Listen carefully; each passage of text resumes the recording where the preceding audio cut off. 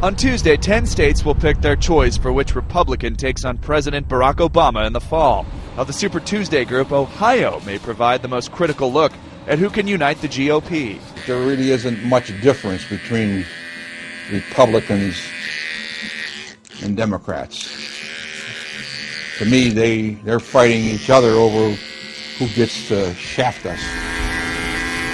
Especially with voters like Youngstown, Ohio barber Cosmo Pecchia, who's ambivalent about everyone in the field, including the president. He's a swing voter who is in the working class. They're the people who populate the industrial heartland, from factory workers to those working behind the bar, serving tables and cooking dinner. I definitely want Barack Obama out of there.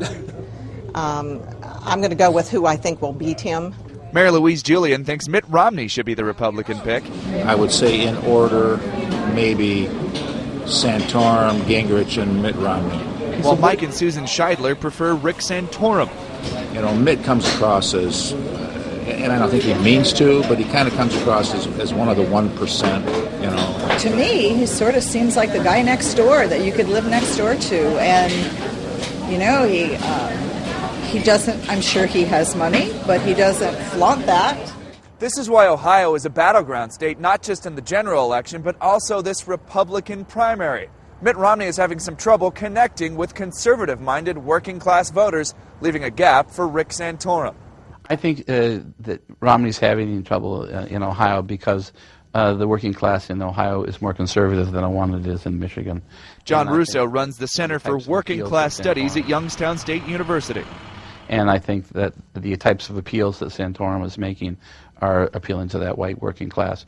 At the same time, it's suggesting the type of insensitivity that Romney has with working class people and working class issues. One thing that may irk some working class voters is that every Republican candidate opposed the bailout of the American auto industry.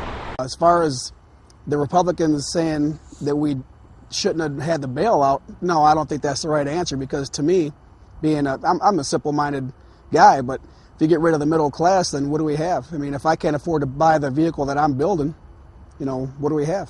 Mario Duran and his wife Diane work at a Chrysler plant in Toledo that shuttered when the company went bankrupt in 2009. It would have just been a trickle effect, and it would have been horrible for everybody, for all the middle class. James Faison says he was out of work for a year and can't imagine life without Chrysler. I mean, for the local economy around here, and for myself, it's a blessing that we're able to come back to work due to the president's decision to save the auto industry. Manufacturing jobs make up the backbone of the Ohio economy, and the workers on the shop floors are a portion of Ohio voters Republicans must win over. John Mone, Associated Press, Columbus, Ohio.